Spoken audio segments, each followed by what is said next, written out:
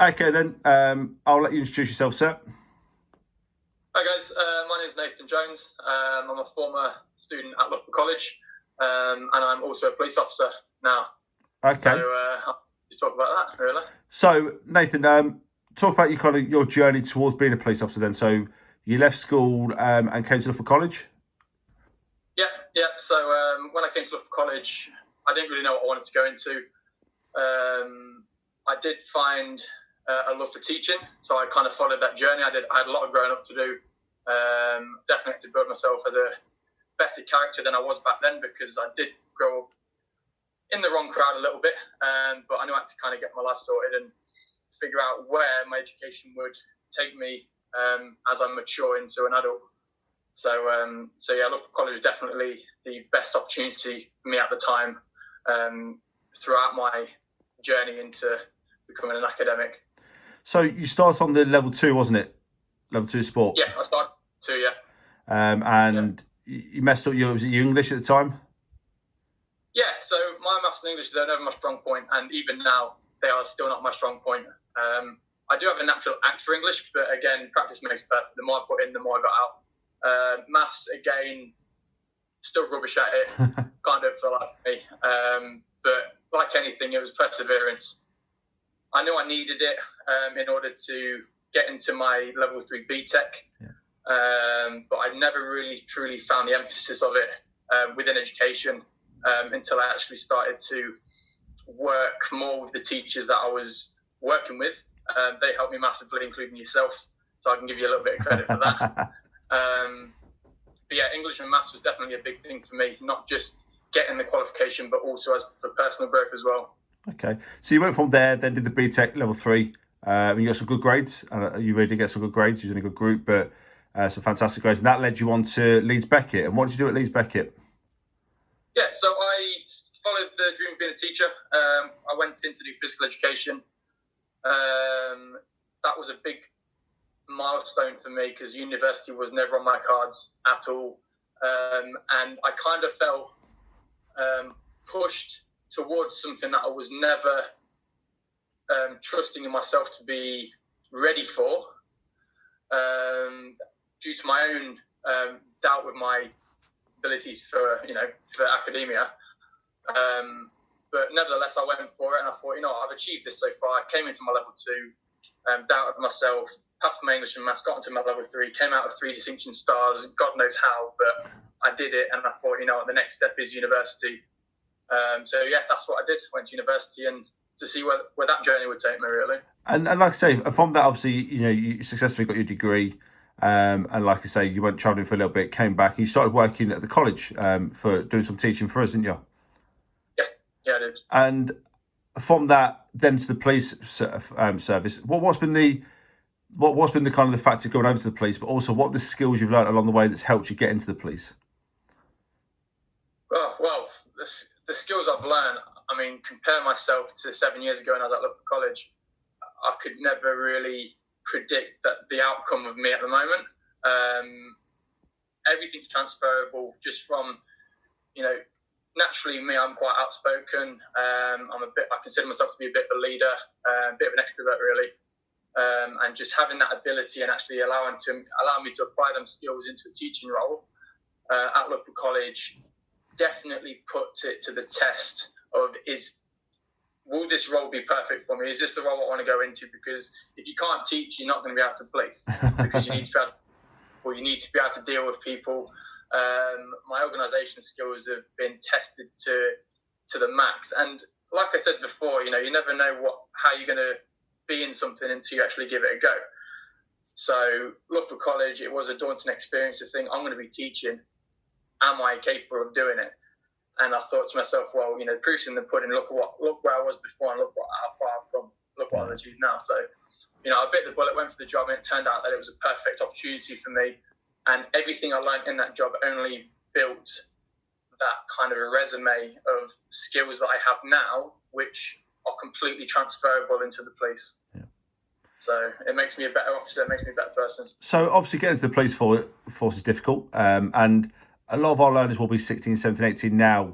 And, trying to get to the police force at 18 is tough, isn't it? Let's be honest about it. Let's be real with the guys. A lot of forces, fire service, armed forces, things like that, they want you to have a little bit of life experiences. And I think, what can they be doing now to try and build on their life experiences to be in a position in 5 or 6 years' time when a police, officer job comes up? What can they be doing? So one of the key things for a police officer is they work around a code of ethics.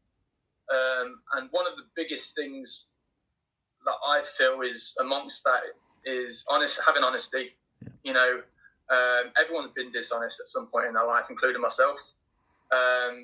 But it really depends on how will that affect someone, if you're not honest to kind of save your own back. Integrity, to always do the right thing even when no one's looking, that's a massive thing. I find that if you apply that even when no one's looking, you have a natural ability to show true integrity and, a great sense of honesty, because that's what you need in a job, especially when other people are trusting you as well. And a big thing, which actually I've fallen short of a few times in the past growing up, is accountability. You need to be accountable for everything, all your actions, all your decisions. You solely made that decision to do what you wanted to do. Was it the right one? You're not too sure, but you're quick to respond to it. And you're quick to change it as well. A lot of people, I find, they make a decision and they feel like they're stuck in that position, when actually you're not. You're in control of every mindset, every action, everything you choose in life. You have complete control. There's no one else to make that decision other than yourself. You are accountable for that. So if you point the finger and say it was his fault, blah, blah, blah, it's not going to get you very far, because you're in control of your life. It's up to you on what decisions you want to make. So yeah, honesty, integrity and accountability, I'd say, are the main things that you need to first work on in order to join the police force. And I think the good thing is for our learners, they can do that by just, volunteering, coaching roles, officiating roles, all these things here show them skills, that accountability, the integrity, the honesty, and they can do that now, really. Yeah. So when I was teaching, we actually had one of our groups go to a school. Lovely group, very challenging group, but I saw that as an opportunity for my skill set to grow and to also shine a light onto some students who want to grow in that area as well. Now, not a lot of students are very conscious of what they're actually learning. They see it more tasking and, I've got to do this to pass the course. But the person you are at the start of the course compared to the person you are at the end of it, there's a significant difference. And until you actually take a step back and reflect on what you've done throughout the year, you'll never truly see the steps that you've actually taken compared to what a teacher sees in them students. So reflection's going to also it's going to be a massive thing for students to start looking at. Every single day you wake up, every time you go into college, you learn something new. Whether you're interested in it, whether you're not, you develop personal skills that reflect more than what you've learned from doing that psychology report. Yeah. You've actually put the time in to get that 3,000 word, booklet done, whatever it is you're doing. You've used correct spelling, you've used correct punctuation, you're using keywords that you wouldn't normally use. You're starting to bring in that professional aspect, and you've just created this document, and that's what's going to be submitted, and that's the mark you're going to get for it. So we've just done. We had to do some statement training, and you're creating a 1,000-word document from a very simple scenario, and you think, that's my piece of work. I've done that. I've done it in a chronological order. It's systematic. It works. Beautiful. Hand it in. You get your feedback, and it's another skill set that I've learned based on the skills that I've learned through college. Yeah. It's all transferable, and it's a good feeling to be recognised for the work that you've done. I think what's important as well to for the learners to understand as well to get into the police force now, and this only changed last year, it's now a degree. It's now a degree to get into, and that doesn't have to necessarily be in policing. I mean, that's the desirable degree, and there's a lot of good institutes that do policing degrees, criminology, forensic sciences. These are all degrees that they can go into. But I think it's important to make the learners understand that they need good qualifications in English and maths. You need to be able to have your grade 4s, and you need to have a degree as well. Yeah, absolutely. Like you said, the degree doesn't have to be in policing. Mine's in physical education. I know someone who's got a degree in art, music, and they're all working in the same job I am. They're all police officers. There is an apprenticeship scheme that you can go through with the police. It would take 3 years. During that time, you will become a special constable. It's a voluntary role, but because you're on this degree scheme, there is a pay package that comes with it as well, which is great. So at the end of it, you do come out of a policing degree. But no, you don't need a policing degree to get into the police service. But with a degree, it's not the content of the degree that is required for the job. It's what that degree demonstrates. As a student, it's a strong work ethic. You've committed 3 years. You've met some amazing people. You've grown with them. You've created a completely different character. From when you started uni to at the end of uni. I think it also coming in as a person. It brings the kind of the critical analysis. You can critically analyse things. You can, when you're going to a crime scene, you can actually start to really kind of piece the evidence together. And when you're at university, you've got to back your references up. You've got to be able to piece things together. You've got to be able to, like you say, systematically put things in a certain order. And I think that's the whole point of the police force going to degrees. They want people to be critical thinkers, and that only really comes from being a degree and having that at university. Yeah, I tell you what, being a university does teach you to be a critical thinker, but that's in the work side. But in the general, finding a place to live, getting, paying rent, buying your own food, cooking your own food, all this stuff, that teaches you common sense. Yeah. And that's the one thing that education will not teach you is common sense. It's the hardest thing. People think it's the easiest thing, but common sense and critical thinking go hand in hand with policing. Yeah. You're thinking critically to think outside the box. Okay, how can I help this person? But sometimes it comes down to just common sense, especially when it comes to, like, if you're searching a house or a vehicle, where can I look? Don't think too hard because it's right in front of you. So university alongside getting a degree, but just the general character building of living by yourself or living with mates, that teaches you common sense, and it allows you to relax into a new personality, which is all part of growing up. Yeah. So what's the good things, what's the bad things about being a police officer, Nathan? The good things about it is you get to drive really, really fast. Yeah. No, the good things about it is definitely it's a spontaneous job, so the spontaneity in every day, or each and every day. You don't know what's around the corner. You wake up, you're not looking at the same four walls. You could be going to a very low level offence for someone who hasn't got any previous history of violence against the police, and all of a sudden they switch on you. Yeah. You have to adapt quickly. You have to bring your physicality into it, but mainly your voice.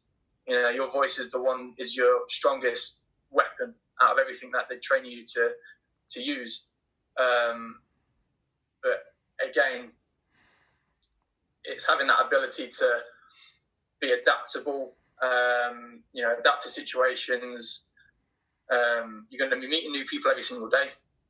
Community engagement is a massive thing. You're going to be working with dog units, taser units, firearms, inspectors and above, superintendents. You're going to be working with a variety of police officers and police staff, and your environment is changing every hour.